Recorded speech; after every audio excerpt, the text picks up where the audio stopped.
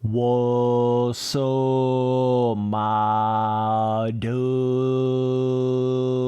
The best Supercross track on Reflex. You already know what it is, baby. We got the Fort Dodge, round number 2. Come on, my dude. I mean, this has got to be the best one in this entire game. This track's actually pretty legendary right here. I've heard a lot of people talk about this track. As far as the stock Supercross tracks in Reflex, that's what I'm talking about right now. We're not talking about custom Supercross tracks and all that type of shit. I'm talking about strictly the stock Supercross tracks in Reflex. And it's funny that I say that, you know, this is like the best one or it's my favorite or whatever, because in all reality, literally every single stock track in Reflex, motocross or Supercross, I would literally rate like a 9 or a 10 compared to any other motocross game out there. So it's funny because even though this is technically, you know, kind of my favorite, what I consider the best Supercross track in the game, it's like, dog, there's so many other ones in this game that are just one micro tick under, you know, 1% lower. I mean, you could basically pick any track in this game, Supercross track-wise, minus like maybe the first one, because it's the first one on the list, because it's a lot easier than the other Supercross tracks. But, I mean, you just can't deny how amazing these stock tracks are on Reflex. They just had this certain, like, epic feeling to them. Specifically, when you come across the finish line, you're going up to hit this first rhythm, there is just 1,000,001 different ways to go through this rhythm section right here. Not only this first part of the rhythm lane, but then when you get to the main triple, main Supercross triple, you can actually quad that. So you can, after the finish line, you can go super far outside and do like a quad 5 quad. I don't even know what the heck it is. It's some insane shit. But it's like, there's just such a cool feeling on most of these tracks in Reflex where it feels like you're constantly hitting this bigger and bigger rhythm. You know, you're constantly finding this bigger and better and faster rhythm.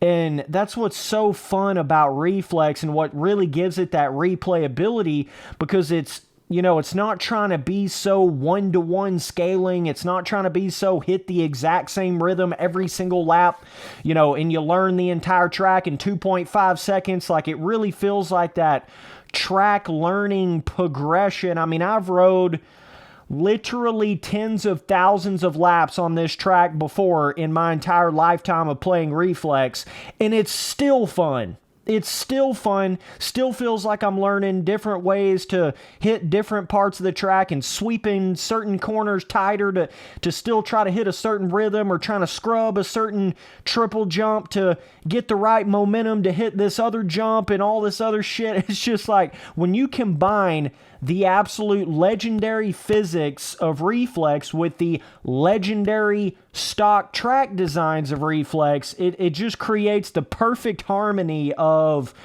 skill gap, replayability, realism. I mean, even though these tracks are more like 1.5 to 1 scaling, they don't feel unrealistic, especially for an arcade motocross game. I feel like a lot of you boys have gotten way too caught up in that whole new milestone 1-to-1 scaling, hyper realistic, let's make everything perfectly 1-to-1 scaling to the size of the bike. And even some of these newer RF tracks on MX Simulator, I feel like what's happened is a lot of you boys are getting confused by something feeling realistic because it's 1-to-1 scaling, and you've forgotten how much fun this slightly bigger than exactly 1-to-1 scaling really was back in the days of games like Reflex, and back in the days of, you know, the 17 style tracks on MX Simulator and stuff like that. It just creates so much more different rhythm opportunity, and even the whoops on this track right here. I mean, this is one of the most difficult whoop sections in the entire, you know, Supercross track list in this game as far as the stock Supercross tracks, because of the way you're flying ass down that downhill out of the stadium, and then you're having to turn as you're kind of going in the whoop section. So yeah, there's not a crap load of skill gap to the whoops, and in any arcade motocross game for that matter, but still, I feel like this track in particular's whoop section, not just for the size of the whoops, but for how you're having to hit the whoops going through the corner, I feel like it kind of doubles the skill gap in that sense with trying to go through the whoop section wide open, coming out of the stadium, and then turning at the same time. It really kind of, umps up that whoop skill gap a little bit compared to some of the other Supercross tracks in this game. You can't always just go through them wide open with your eyes closed on this Fort Dodge round 2 right here. So that's a really cool aspect to it. And I just love the whole section where it goes up into the stadium. That's so creative. That's so cool. It really makes this track stand apart from all the other ones. And I don't feel like this track is too easy. I don't feel like it's too hard. I feel like it's like right there in that really awesome, realistic skill gap. Yeah, there's one crazy rhythm you can hit at the start, but I feel like it just has the best of both worlds. I feel like the very first track that you get on Reflex might be a little more down the too easy route, but it is the first track in the game, so you can't really complain too much. But, it's a little more basic in the rhythms and stuff like that. But this Fort Dodge round 2, man, this shit's where it's at, bro. You're going to hit some stuff on this track that you never thought was even possible in this game.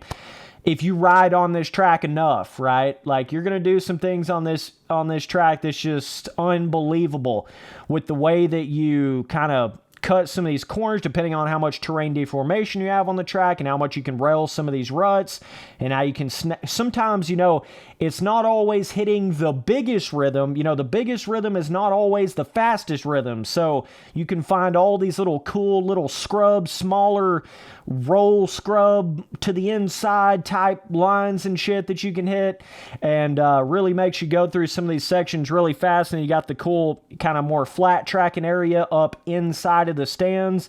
That's a really cool part on the track. I just feel like this whole track has so many opportunities for feeling like you want to take inside lines, like before the main triple. Wanting to hit the inside right there is really cool. And then you got the cool split lane on the uphill back into the stadium again. It's got 2 places where you go up into the stadium. And then the second time you go up into the stadium, it's like this awesome flat tracking, super tight corner. So it's got this cool combination of flat tracking corners and then bigger berm corners. It's kind of got a combination of all of that. A lot of places where it feels like sweeping up the inside is actually faster, which is really cool. Got the huge ass rhythm at the start right after the finish line. It's like this track to me just has the best of everything on it. As far as Supercross tracks on Reflex. But like I said, I absolutely adore every single stock track in Reflex. So, I love every single track in this game. I mean, seriously, I would rate every single stock track in this game at least a 9. At least a 9. Compared to any other motocross game out there. There's no doubt that's one of the best things to Reflex is the stock tracks in the way they did the scaling and the skill gap combined with the terrain deformation. I still think the terrain deformation in Reflex is the best that we've ever seen in any other dirt bike game out there, period. They just had a feeling of making the tracks feel epic on Reflex, and I feel like that's something they've just completely lost in this modern day motocross gaming realm with a lot of these newer milestone games and a lot of these newer RF tracks on MX Simulator, trying to make everything super 1-to-1 scaling and shit. They've lost that epic feeling that these tracks had back in Reflex, and it's really unfortunate to see because I love whenever Reflex gives you the feeling of it's actually sometimes scary going up to a main triple or trying to hit a whoop section wide ass open. You know, it can actually give you somewhat of that fear level that you would get with a riding on a real life Supercross track in real life. You know, naturally a video game is going to be easier than real life Supercross, you know, track riding. I think that kind of goes without saying, but still, a lot of people need to understand that if you don't amp up the jump scaling, if you don't amp up the skill gap and the size of the whoops and everything like that, more than exact one-to-one scaling to real life tracks, then it's not going to create the fear and excitement and fun factor and all that kind of stuff like what you would have in real life if you just have the, you know, standard ass one-to-one scaling tracks in a fucking video game. It don't make any sense how all the way back in these days, the perfect formula was that anywhere from 1.3 to 1 or 1.5 to 1 scaling, that's like the perfect formula. And Reflex did it more than a decade ago, but they want to try to reinvent the wheel and try to change the way they do track scaling. And that's why you have this super basic, everybody's hitting the same ass rhythms in every section. Everybody's learning the tracks in 2.5 seconds. You know, everybody's learning the track in 2 laps. Like, they've lost all of that true replayability, skill gap, rhythm skill gap, you know, the different rhythm option. I just feel like they've lost all that with making everything too one-to-one scaling. And this Fort Dodge Round 2 on Reflex is just a great example of what I consider some of the best track scaling in any motocross game, supercross game ever before. It's just an awesome track all the way around. Really love the skill gap of trying to keep your momentum up on this track and try not to get squirrely over the whoop sections and trying to sweep up the insides. And there's just so many areas, so many different, you know, feels like in every rhythm there's at least 5 different, you know, possible, you know, rhythms you could do through every single rhythm section on this track. So that's a really cool thing. And I just think overall it gives you a nice balance of whoop skill gap, big jump fun factor, different kind of corner skill gap. You know, you got small jumps, big berms, flat corners. You've got split lane sections. You've got on-off sections. You've got 2 main triples. You got 2 sections that jump into the stadium. You got, you know, faster areas. You got a little bit slower areas where you really got to keep the momentum up. You know, it's just awesome. I mean, I love how this track kind of has that combination of some parts of this track feel a little bit more down that 1.2 to 1 scaling or whatever, and then other parts of the track feel a little bit bigger, like 1.4 to 1 scaling or something like that. So it's got a nice little combination of everything on this track, I feel like. And awesome first start area.